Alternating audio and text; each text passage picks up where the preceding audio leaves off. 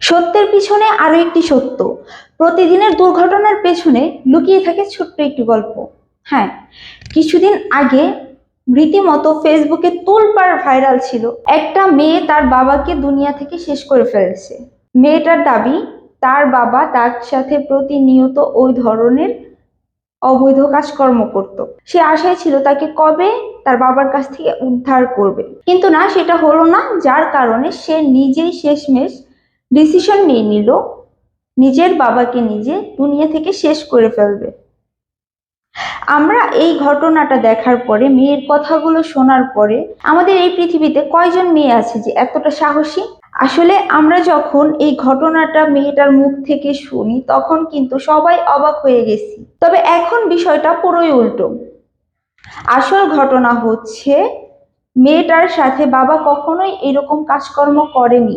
মেয়েটা বাবাকে দুনিয়া থেকে শেষ করে দেওয়ার জন্য এই সমস্ত নাটক সাজিয়েছে। তাহলে চলুন জেনে নেওয়া যাক আসলে মেয়েটা কিরকম প্ল্যান করে কিসের জন্য তার নিজের বাবাকে দুনিয়া থেকে শেষ করে দিল। আসল ঘটনা হচ্ছে, মেয়েটার চলাফেরা, পোশাক আশাক একদমই ভালো ছিল না। উশৃঙ্খল ভাবে চলাফেরা করত, এইগুলো তার বাবা পছন্দ করতো না। মেয়েটাকে বারবার বারণ করার পরেও মেয়েটা বাবার কোনো কথা শোনে না। 1 বছর আগে বাবার নামে মেয়ে একটা মামলা দেয়।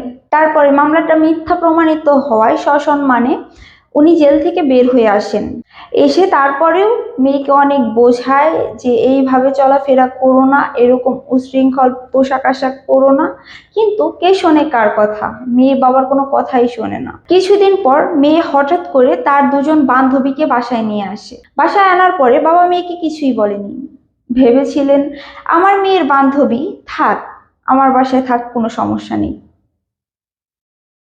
বাবা তার মেয়ের বান্ধবীদের সম্মান দিয়ে বাবার রুমটা পর্যন্ত ছেড়ে দিয়েছেন মেয়েটার বান্ধবীদের জন্য।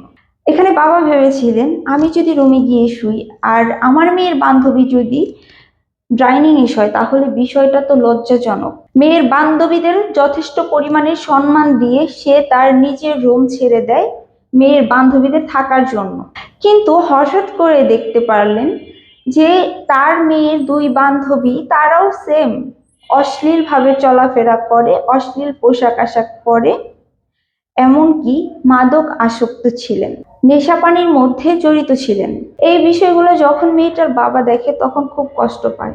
যখন মেয়েটাকে বলে দেখো এই সব করো না, তোমার বান্ধবীদের বাসা থেকে বের করে দাও, মেয়েটা কোনো কথা শোনে না, রাগারাগি হয় তাদের মধ্যে। পরবর্তীতে বাবা তার কিছু বন্ধু বান্ধবদের বলেন যে আমার মেয়ে এরকম করছে, আসলে আমি কি করব?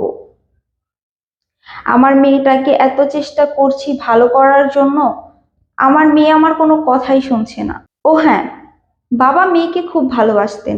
তারপর বাবা আরেকদিন দেখলেন রুমের মধ্যে তারা মাদক সেবন করছে, এমনকি নিচ্ছে।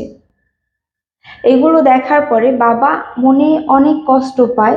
তারপরে বাবা মেয়েকে বলে তোমার বান্ধবীদের এখন আমার বাসা থেকে বের করো। মেয়ে এই কথাটা শোনার পরে প্রচুর পরিমাণে রেগে যায়। ওইখানে এক পর্যায়ে বাবা আর মেয়ের মধ্যে হাতাহাতি পর্যন্ত হয়ে যায়। তারপরে মেয়েগুলোর বান্ধবী সেই বাসা থেকে চলে যায়। এতে তো মেয়ের আরো ভীষণ রাগ হয়। তারপরে মেয়েটা তার বান্ধবীদের সাথে প্ল্যান করে যে আমার বাবা তো আমার এই নেশায় বাধা হয়ে দাঁড়াচ্ছে, এখন আমি কি করতে পারি? কি করলে আমার বাবা আর আমার এই নেশার মধ্যে বাধা সৃষ্টি করবে না? কিভাবে আমার বাবাকে শেষ করে ফেলতে পারি? তারা প্ল্যান করে রাতে বাবা যখন বাসায় আসে ফ্রেশ হয়ে খাওয়া দাওয়া করতে যায়, তখন তখন তার মেয়ে বাবার খাবারের সাথে ঘুমের ঔষধ মিশিয়ে বাবাকে খেতে দেন। বাবা কোনো কিছু না বুঝে মেয়েকে বিশ্বাস করে খাবারটি খেয়ে ফেলেন।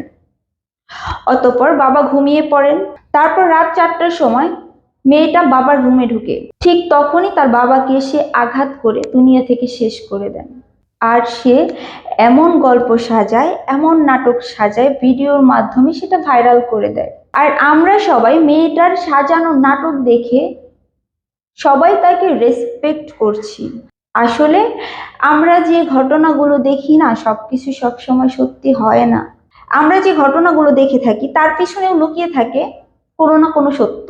মেয়েটা এমন ভাবে নাটক সাজিয়েছে যেন তাকে জেলে নিয়ে গেলেও কিছুদিন পরে যখন এই ভিডিওগুলো পুলিশ বা কোর্ট দেখবে তাকে যেন ছেড়ে দেওয়া হয়, আর সে যেন বের হয়ে এসে আবার আগের মতো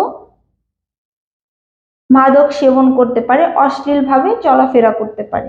যাই হোক, আর কিছু না বলি, আপনারা অবশ্যই কমেন্টস করে জানাবেন আপনাদের কি মতামত, আসলে এই মেয়েটাকে কি করা উচিত। সবাই আপনাদের মূল্যবান মতামত কমেন্ট বক্সে কমেন্টস করে জানাবেন। আর এতক্ষণ আমার ভিডিওটা কন্টিনিউ করার জন্য আপনাদের অসংখ্য অসংখ্য অসংখ্য ধন্যবাদ।